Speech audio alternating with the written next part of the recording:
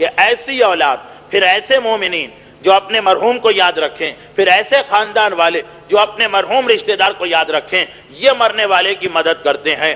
اور ان کی مدد کس طرح سے ہو سکتی ہے، وہ 3-4 باتیں میں بتا رہا تھا۔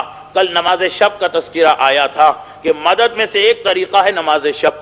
مدد میں وہ دوسرا طریقہ جو بہرحال ہمارے معاشرے میں رائج ہے مستحب کے اعتبار سے، جریدتین یعنی کھجور یا بیری یا انار کے درخت کی 2 لکڑیاں مرنے والے کے کفن میں اس کے ساتھ رکھنا، جس کے بارے میں اصل روایت یہ ہے کہ پیغمبر اسلام ایک دن مدینے کے قبرستان سے گزر رہے ہیں، ایک قبر کے قریب پہنچ کے رک گئے، پیغمبر کے چہرے پہ غم کے آثار طاری ہوئے۔ لوگوں نے پوچھا اللہ کے رسول یہ کیا حالت اور کیفیت آپ کی ہو گئی، دوران سفر اس طرح سے چہرے کا رنگ کیوں بدل گیا؟ پیغمبر اسلام نے فرمایا اس لیے کہ یہ قبر کا مردہ جس کے قریب سے میں گزرا ہوں اس وقت انتہائی عذاب میں مبتلا ہے، اور اس نے مجھے آواز دے کے پکارا اللہ کے رسول میں آپ کا کلمہ پڑھنے والا ہوں، آپ میری شفاعت کریں۔ اسے پتا کیسے چلا کہ پیغمبر اس کے قریب سے آئے؟ اور وجوہات کے علاوہ ہو سکتا ہے کہ اس کی روح کو اتنی اجازت ملی ہو، اور وجوہات کے علاوہ سب سے بڑی وجہ یہی ہے کہ پیغمبر جس علاقے سے گزرتے ہیں اس پورے علاقے کا عذاب معاف ہو جاتا ہے اتنی دیر کے لیے۔ تو قبر کے مردے پہ عذاب رک گیا ہوگا، وہ حیران ہو کے پوچھ رہا ہوگا کہ میرا عذاب کیوں رکا ہے؟ تو جواب ملا ہوگا اس لیے کہ اللہ کے رسول کی سواری جا رہی ہے، شفیع المذنبین جا رہے ہیں، اتنی دیر تک کسی پہ عذاب نہیں آ سکتا۔ تو اس نے موقع کو غنیمت جانا، پیغمبر اسلام کو آواز دی۔ کتاب وسائل الشیعہ ہماری معتبر ترین کتابوں میں سے ایک کتاب، اس میں جو غسل اور کفن کے مسائل کے دوران شیخ حر عاملی نے جریدتین کے بارے میں روایتیں لکھی ہیں، اس میں یہ روایت موجود ہے کہ پیغمبر اسلام کو پکارا تو پیغمبر رک گئے، پیغمبر کے چہرے پہ غم کے آثار۔ ایک آدمی اپنے کلمے کے حوالے سے مجھے پکار رہا، قریب میں کھجور کا درخت لگا تھا، پیغمبر کے حکم سے ایک صحابی کھجور کے درخت پہ چڑھتے ہیں اور اس کی شاخ توڑ کے لاتے ہیں، پیغمبر اس کو 2 حصوں میں ڈیوائیڈ کرتے ہیں اور پھر اس کی قبر کے اوپر یہ دونوں شاخیں لگا دیتے ہیں اور آگے بڑھ جاتے ہیں۔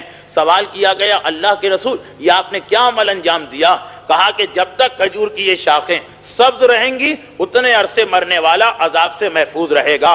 اسی لیے یہ تو پیغمبر نے فرسٹ ٹائم یہ سنت ہمارے سامنے رکھی، اس کے بعد اسلام میں یہ طریقہ آ گیا کہ مرنے والے کے کفن میں، وہ 5ویں امام کی حدیث کہ مرنے والے کے کفن میں 2 تازہ درخت کی تازہ شاخیں مرنے والے کے کفن میں رکھو، جتنی دیر تک یہ تازہ رہتی ہیں اتنی دیر تک مرنے والا عذاب سے محفوظ رہتا ہے۔ اور یہ بات تو بالکل واضح ہے کہ ان شاخوں کو سوکھتے ڈرائی ہوتے ہوتے کم سے کم 1 دن تو لگے گا، اور اس میں وہ قبر کی پہلی رات گزر جائے گی جو موسٹ امپورٹنٹ رات ہوا کرتی ہے، اسی میں تو سارا ڈیسیشن ہونے والا ہے کہ قیامت تک یہ مردہ کس حالت میں رہے گا۔ تو اگر یہ کھجور یا بیر یا انار کے درخت کی 2 تازہ شاخیں پہلی رات مرنے والے کو بچا کے لے گئیں تو بعد میں بھی اس کے لیے آسانی کے چانسز بڑھ جاتے ہیں، مگر یہ چیز بہرحال ہمارے یہاں کامن پریکٹس میں ہے، اس لیے اس سے زیادہ اس کی ڈیٹیل بتانے کی ضرورت نہیں ہے۔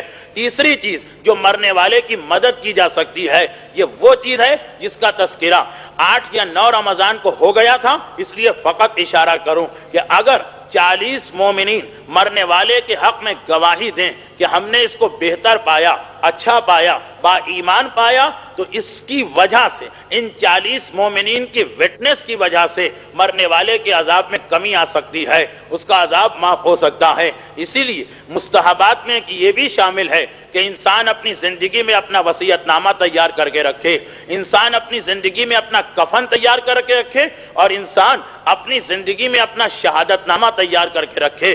سید نعمت اللہ جزائری علامہ مجلسی کے انتہائی قریب شاگردوں میں سے ایک، علامہ مجلسی جیسی عظیم شخصیت کے بارے میں، عظیم شخصیت ہے علامہ مجلسی کی، جن کے بارے میں ایک دشمن اہل بیت جل بھن کر اپنی کتاب میں لکھتا ہے کہ اس دین آل محمد کو اگر دین مجلسی کہا جائے، یعنی ریلیجن آف مجلسی، تو کوئی غلط نہیں ہوگا، کیونکہ معصومین کی تو ساری حدیثیں ہم نے اپنی حد تک چھپا دی تھیں، ختم کر دی تھیں، یہ مجلسی نے ان ساری حدیثوں کو دوبارہ لائف عطا کی ہے، اس کی وجہ سے یہ حدیثیں بچی ہیں۔ بڑا بلند مقام ہے علامہ مجلسی کا، مگر ان کا طریقہ یہ اتنا زبردست عالم کہ اپنا شہادت نامہ زندگی میں تیار کر کے رکھوایا ہے۔ صاحبان ایمان سے گزارش کرتے ہیں کہ تم میرے شہادت نامے پہ گواہی دے کے جاؤ، اور مومنین لکھتے ہیں کہ لا ریب فی ایمان ہی، اور روایتوں میں مسلسل آیا کہ اس کے علاوہ بھی ہر مرنے والا جس کے حق میں 40 مومنین گواہی دے دیں اس کی بخشش اور نجات کے امکانات بہت زیادہ بڑھ جاتے ہیں۔ میں ضمنی طور پر ایک چھوٹی سی بات بتا دوں، آپ نے دیکھا ہوگا کہ ہر دوسری تیسری مجلس کے بعد ایک مجلس ایسی آتی ہے جس میں مسئلے فقہ کے مسئلے زیادہ ہو جاتے ہیں، کیونکہ میں نے محسوس کیا کہ اس کے بغیر بات کلیئر نہیں ہوتی۔ تو یہ جو گواہی یا ویٹنس ہم کو دینا ہے مرنے والے کے لیے، تو اس میں ایک تو یہ ہے کہ زندگی میں اپنا شہادت نامہ تیار کر کے رکھو، پھر دوسری چیز وہی کہ اسلام نے نماز جنازہ میں خود ایک ویٹنس کو ڈال دیا۔ اگر 40 مومنین صحیح طریقے سے نماز جنازہ پڑھ لیں تو یہ بھی مرنے والے کے لیے گواہی بن سکتی ہے، جس میں ان کے ذہن میں کنسپٹ ہو کہ ہم کہہ کیا رہے ہیں، مرنے والے کے حق میں کیا گواہی دے رہے ہیں۔ البتہ یہاں پہ ہمیں انڈیا اور پاکستان میں ایک ایسا گروہ مومنین کا ملتا جو بہت پریشان ہو جاتا، بلکہ ایسے لوگ ہیں انڈیا اور پاکستان میں جو نماز جنازہ نہیں پڑھتے ہیں، بعض لوگوں کے شہادت نامے میں سائن کرنے سے انکار کر دیتے ہیں۔ بھائی کیوں؟ اس لیے کہ یہ آدمی تو داڑھی منڈواتا تھا، ہم کیسے لکھ دیں؟ یہ آدمی تو بے نمازی تھا، ہم کیسے لکھ دیں؟ یہ آدمی تو روزہ نہیں رکھتا تھا، ہم کیسے لکھ دیں؟ یا نماز جنازہ میں خصوصیت کے ساتھ پاکستان میں ایک بہت بڑا گروپ پیدا ہو گیا، وہ جو نماز جنازہ کی آخری دعا اللہم ان لا نعلم منہ الا خیرا وانت عالم بہ منا، پروردگارا ہمیں اس مرنے والے کے بارے میں سوائے خیر کے اور کچھ نہیں پتا ہے۔ تو لوگ نماز جنازہ نہیں پڑھتے ہیں کہ بھائی نماز جنازہ پڑھیں گے تو یہ کہنا پڑے گا کہ اللہم ان لا نعلم منہ الا خیرا، کہ ہم اس کو خیر پر جانتے ہیں، جبکہ ہمیں پتا ہے کہ وہ خیر پر نہیں، وہ بے نمازی، وہ داڑھی منڈا، وہ گناہگار ہے، وہ رزق حرام لینے والا۔ ہم شہادت نامے پہ دستخط نہیں کریں گے، ہم اس کی نماز جنازہ نہیں پڑھیں گے۔ اور ایک باقاعدہ مسئلہ بنایا جاتا ہے ہمارے یہاں کہ بے نمازی کی نماز جنازہ جائز نہیں، سوسائڈ کرنے والے کی نماز جنازہ جائز نہیں۔ میں نے پہلے بھی ایک دن اشارہ کیا تھا کہ ہر وہ شخص جو مومن مرتا، یعنی 12 امامی شیعہ مرتا، چاہے وہ بے نمازی ہو، چاہے وہ شرابی ہو، چاہے وہ جواری ہو، چاہے وہ زانی ہو، چاہے وہ رزق حرام کھانے والا ہو، چاہے وہ سوسائڈ کرنے والا ہو، نماز جنازہ واجب کفائی، نماز جنازہ معاشرے کو پڑھنا پڑے گی۔ نماز جنازہ کے بارے میں یہ نہیں کہہ سکتے ہیں کہ اس کی نماز جنازہ نہ پڑھو، وہ تو نہیں، سارا معاشرہ گناہگار ہو جائے گا اگر اس کا جنازہ نہیں پڑھا گیا۔ اس لیے کہ 12 امامی شیعہ کی نماز جنازہ مسئلہ تو مسلمان تک کا ہے، لیکن میں فقط اس لیے کہ مجمع جو ہے اس کے اعتبار سے بات کروں کہ واجب کفائی میں سے ہے، چاہے وہ کتنا ہی بڑا گناہگار کیوں نہ ہو۔ بلکہ کسی نے تو کہہ دیا تھا کہ بے نمازی تو اور زیادہ محتاج ہے کہ اس کے حق میں دعا کی جائے، شرابی تو اور زیادہ محتاج ہے کہ اس کے حق میں دعائے خیر کی جائے۔ بہرحال وہ ایک الگ مسئلہ۔ تو نماز جنازہ تو ہر ایک کی پڑھنا، مگر لوگ آ کر کہتے ہیں کہ مولانا یہ ہم نماز جنازہ میں گواہی کیسے دیں کہ وہ خیر پر ہے؟ ہم گواہی کیسے دیں شہادت نامے میں کہ وہ خیر پر ہے؟ شہادت نامے میں داڑھی کی گواہی نہیں دی جاتی، شہادت نامے میں نماز کی گواہی نہیں دی جاتی، شہادت نامے میں رزق حلال و حرام کی گواہی نہیں دی جاتی، شہادت نامے میں بھی خیر کی گواہی دی جاتی ہے۔ تو اتفاق یہ کہ ایک کتاب میں مجھے یہی سوال مل گیا راوی کا، کہ راوی جا کر سوال کرتا ہے ہمارے 5ویں امام محمد باقر علیہ السلام سے۔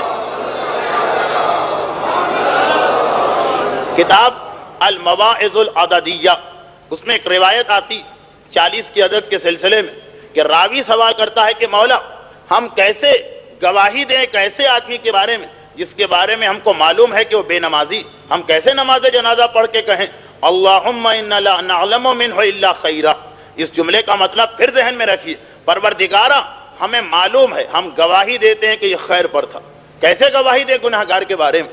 تو معصوم نے اس کا جواب دیا، اور یہی جواب مراجع نے دیا، یعنی جب پوچھا گیا تو انہوں نے معصوم کی یہی حدیث کوٹ کی۔ معصوم نے کہا اس خیر سے تم کیا سمجھ رہے ہو؟ خیر کا مقصد ہے محبت اہل بیت اور عقیدہ امامت۔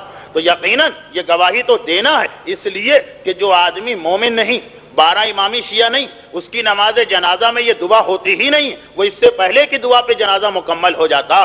یہ ہمارے یہاں 5 تکبیریں، باقی تو 4 تکبیروں پہ نماز ختم ہو جاتی، یہ چوتھی دعا کی ضرورت ہی نہیں پڑتی ہے۔ تو ہم یہ نماز اور روزے کی گواہی نہیں دے رہے ہیں اللہم ان لا نعلم منہ الا خیر، پروردگارا ہم اس کے خیر کی گواہی دے رہے ہیں، اور خیر کا مقصد کہ یہ ہم جانتے ہیں کہ بہرحال امامت کو مانتا تھا، محبت اہل بیت کا اقرار کیا کرتا تھا۔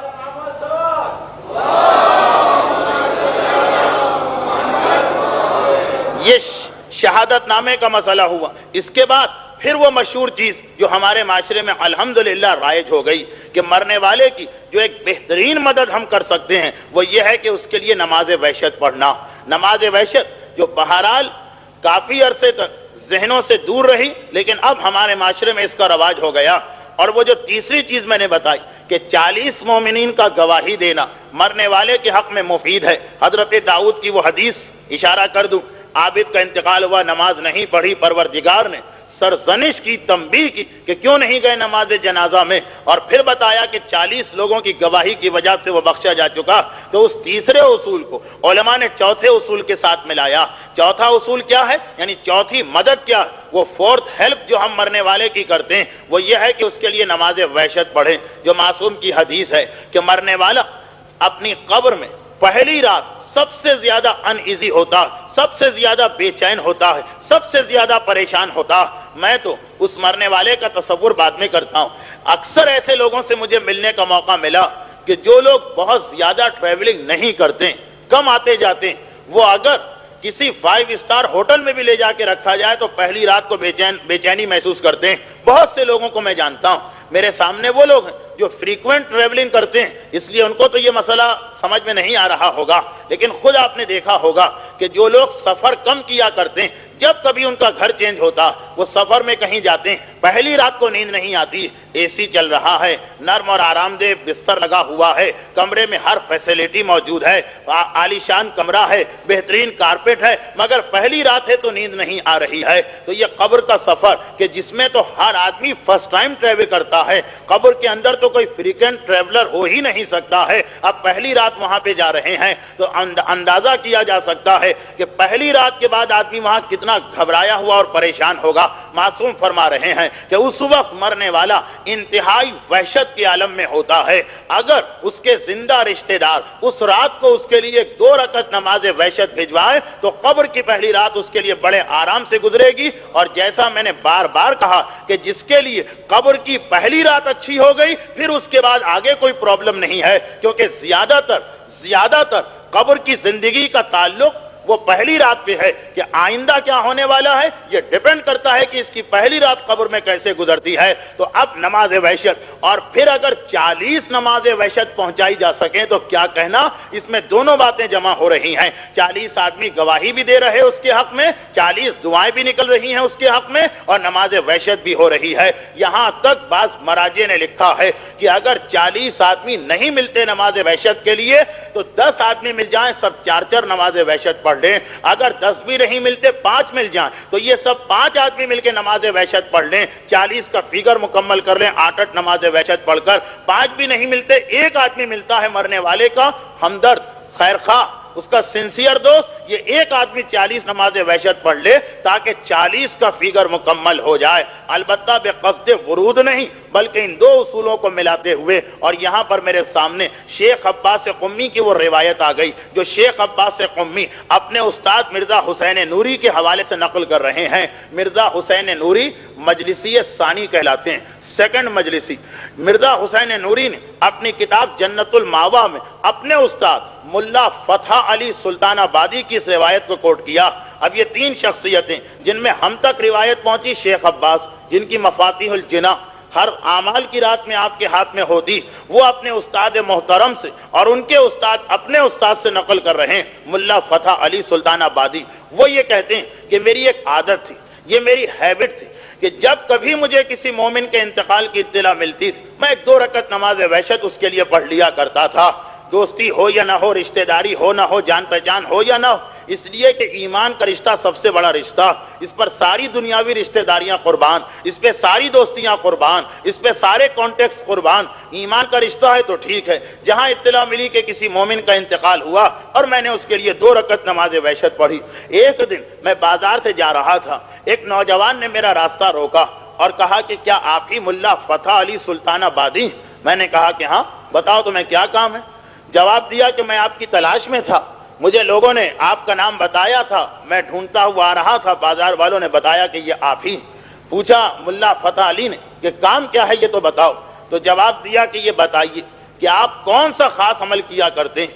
ملا فتح علی ایک مرتبہ حیران ہوئے، میں تو پتہ نہیں کتنی دعائیں اور کتنے وظیفے پڑھتا ہوں، اس سوال کا جواب کیا ہوگا؟ کون سا عمل تم پوچھنا چاہتے ہو؟ کہا کہ چند دن پہلے اسی شہر میں میرے بابا کا انتقال ہوا تھا، اور اب دیکھیے یہ نوجوان ایسا جو ملا فتح علی کو نہیں پہچانتا، چھوٹا سا شہر، اس کا اتنا بڑا عالم، اور یہ نوجوان نہیں جانتا، یعنی دوسرے الفاظ میں اس کی فیملی مذہب سے بہت دور ہے۔ تو اس کا والد بھی، اس کا باپ بھی ایسا ہی تھا، ایک جیسا عام سا مومن ہوا کرتا۔ تو وہ کہہ رہا کہ میرے والد کا انتقال ہوا، ہم بڑے پریشان کہ پتہ نہیں ہمارے والد پہ کیا گزر رہی ہوگی۔ چند ہی دنوں کے بعد میں نے اپنے والد کو خواب میں دیکھا اور ان سے پوچھا کہ کیا حالت ہے آپ کی؟ ہم تو بہت پریشان ہیں، اس لیے کہ رزق کے معاملے میں بھی لاپرواہ، اس لیے کہ عبادتوں کے معاملے میں بھی لاپرواہ۔ البتہ ایسے مومنین تو بہت کم گزرے ہیں اسلامی تاریخ میں کہ جن کے یہاں واجبات کا خانہ بالکل ہی خالی رہا کرتا۔ بہرحال یہ لاپرواہ تھا، بہت ہی ایزی لیتا تھا، کبھی پڑھا کبھی نہیں پڑھا، کبھی صحیح کبھی غلط۔ تو والد سے پوچھا کہ آپ کی کیا حالت؟ کہا بیٹا میں تو بڑی پریشانی میں گھر گیا تھا، چاروں طرف سے بلاؤں نے مجھ پر ہجوم کر دیا تھا، عذاب خدا مجھے اپنے گھیرے میں لینے کے لیے آ رہا تھا، اور چاروں طرف سے عذاب آ رہا، ہر طرف سے عذاب بڑھ رہا ہے، آدمی کی کیا حالت ہوگی؟ دیکھیے عذاب کا آنا تو بات کا مرحلہ، عذاب انسان کو ٹچ کرے یہ تو بات کا اسٹیج، خالی عذاب آ رہا، مگر بیٹا عین وقت پر مجھے پتا چلا کہ یہ سارا عذاب ہٹا دیا گیا، سارے عذاب کو دور کر دیا گیا۔ میں حیران ہو گیا، فرشتوں یہ عذاب آ کے کیوں جا رہا؟ کہا اس لیے کہ ملا فتح علی سلطان آبادی نے تمہاری مدد کر دی ہے۔ میرے باپ نے مجھ سے کہا بیٹا بس یہ مجھے قبر میں پتا چلا پھر تو میں بڑے آرام کے ساتھ ہوں۔ اب بیٹا کہہ رہا کہ میں آپ کی تلاش میں نکلا اے ملا فتح علی کہ آپ نے میری باپ کی کیا ہیلپ کی ہے، کیا مدد کی ہے۔ ملا فتح علی کہتے ہیں کس دن کی بات ہے؟ تمہارے والد کا انتقال کب ہوا؟ پتا چلا کہ مثلا پچھلے جمعے کو۔ کہا کہ ہاں بیٹا پچھلے جمعے کو مجھے کسی نے اطلاع دے دی کہ شہر کے فلاں محلے میں ایک مومن کا انتقال ہوا۔ اپنی ہیبٹ کے مطابق مجھے اس کا نام بھی نہیں پتا، لیکن یہ پتا ہے کہ ایک مومن مرا۔ میں نے تمہارے باپ کے لیے اسی رات کو 2 رکعت نماز وحشت پڑھی تھی اور یہی نماز وحشت کام آئی تمہارے باپ کے۔ تو یہ شیخ عباس قمی خود تحریر فرماتے ہیں کہ میرے استاد محترم نے مجھ کو یہ بتایا اور پھر اس حدیث کا ریفرنس دیا جو کئی کتابوں میں ہے، کئی کتابوں میں ہے۔ ملا کاظم طباطبائی العروۃ الوثقی رسالہ عملیہ میں یہ روایت نقل فرما رہے ہیں۔ رسالہ عملیہ میں انتہائی معتبر روایت آتی ہے کہ پیغمبر نے فرمایا کہ جب کبھی تمہارے کسی مردے کا انتقال ہو تو اس کے لیے ہدیہ بھیجا کرو۔ البتہ یہ روایت کمپلیٹ ہے، نماز وحشت کی روایت انکمپلیٹ ہمارے یہاں پڑھی جاتی ہے۔ کمپلیٹ روایت یہ کہ جسے ملا کاظم طباطبائی نے العروۃ الوثقی میں نقل کیا۔ العروۃ الوثقی کون سی کتاب ہے؟ یہ وہ کتاب ہے کہ اس دن سے لے کر آج تک جتنے مراجع گزرے سب نے اس کتاب کے استناد کو تسلیم کیا، جہاں جہاں اختلاف ہے وہاں اپنا فتویٰ شامل کیا، ورنہ اس روایت کے اوپر، اس روایت پر آغا حسین بروجردی بھی تصدیق فرما رہے ہیں، آغا محسن الحکیم طباطبائی بھی تصدیق فرما رہے ہیں، آغا ابوالقاسم خوئی بھی تصدیق فرما رہے ہیں، رہبر انقلاب بھی تصدیق فرما رہے ہیں کہ پیغمبر اسلام فرماتے ہیں کہ جس رات کو تمہارے مردے اپنی قبر میں جائیں تو ان کے لیے ہدیہ بھیجو، ان کے لیے چراغ بھیجو۔ اللہ کے رسول مردے کو کیا ہدیہ بھیجا جائے؟ ایک تو کل والی روایت تھی شب جمعہ، ایک ہے نہیں اسپیشلی فرسٹ جو پہلی رات ہوتی ہے فرسٹ نائٹ، پیغمبر نے کہا سنو کہ جب تم میں سے کوئی آدمی 2 رکعت نماز وحشت اس طرح پڑھے کہ پہلی رکعت میں الحمد کے بعد آیت الکرسی اور دوسری رکعت میں الحمد کے بعد 10 مرتبہ انا انزلنا، اور بعد ختم نماز مرنے والے کے لیے دعا کہ اللہم وابعث ثوابہا الی قبر فلان، یا اردو میں خداوندہ اس کا ثواب فلانے کی قبر میں بھیج، تو پروردگار عالم 70,000 ملائکہ کو حکم دیتا ہے کہ وہ نور کے تشت میں، نور کی ٹرے میں مرنے والے کے لیے جنتی لباس لے کے جائیں۔ 70,000 فرشتے اس مرنے والے کے لیے نور کی اس ٹرے کے اندر یہ 70,000 جنتی حلے لے کے اس طرح جاتے ہیں کہ قیامت تک کے لیے مرنے والے کی قبر کو ایکسپینڈ بھی کر دیا جاتا ہے، اس میں جنت کی روشنی بھی لگا دی جاتی ہے، اسے جنتی لباس بھی پہنا دیا جاتا ہے۔ روایت کا یہ حصہ آپ کا سنا ہوا ہے، لیکن جیسا کہ میں نے کہا کہ یہ انکمپلیٹ روایت ہے۔ اب اس میں پہلے ایک جملہ اور ہے جو میں نے جان بوجھ کے چھوڑ دیا۔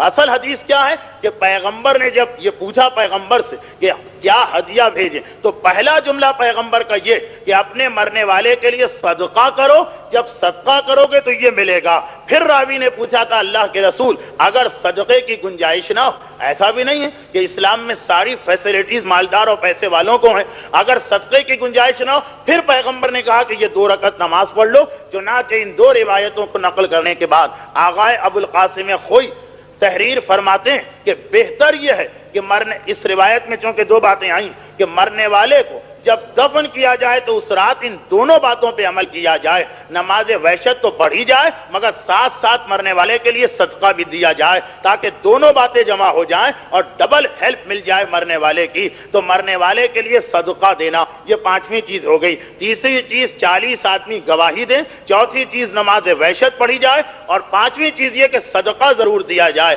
بلکہ اسی روایت پر آیت اللہ نجفی مرعشی نے یہ تحریر فرمایا کہ بلکہ صدقہ پہلے دینا ہے، نماز وحشت بعد میں پڑھنا ہے، کیونکہ پیغمبر کی ترتیب یہی ہے کہ پہلا سوال پیغمبر کہہ رہے ہیں ہدیہ دو، اللہ کے رسول کیسے دیں؟ کہا صدقہ دو، اگر صدقہ نہ ہو تو نماز وحشت پڑھو۔ تو اس لیے ان دونوں چیزوں پر برابر سے عمل کیا جائے۔ اب جیسا کہ میں نے پہلے بھی کہا تھا کہ مرنے والا مرتا، لوگوں کو بڑا دکھ ہوتا ہے، بڑا غم ہوتا ہے، بڑا صدمہ ہوتا ہے، کھانا نہیں کھاتے رشتہ دار، بے ہوش ہو جاتے ہیں، اس کی بیوی دیوار سے سر ٹکرا کے اپنے آپ کو زخمی کر لیتی ہے، مگر کچھ مرنے والے کا بھی خیال کریں، اور مرنے والے کا خیال اگر کر رہے ہیں تو یہی چیزیں ہیں کہ اسی رات کو صدقہ دیں۔ ایک دن کے بعد آپ دیں گے فائدہ ملے گا، مگر وہ فائدہ تو نہیں مل سکتا کہ جو فرسٹ نائٹ تقاضا کر رہی۔ مرنے والے کے لیے نماز وحشت پڑھی جائے، مرنے والے کے واجبات اور مرنے والے کے خمس و زکوٰۃ کے مسئلے کو طے کیا جائے، تو مرنے والے کے وارثوں کو بڑا غم ہوتا ہے مرنے والے کا،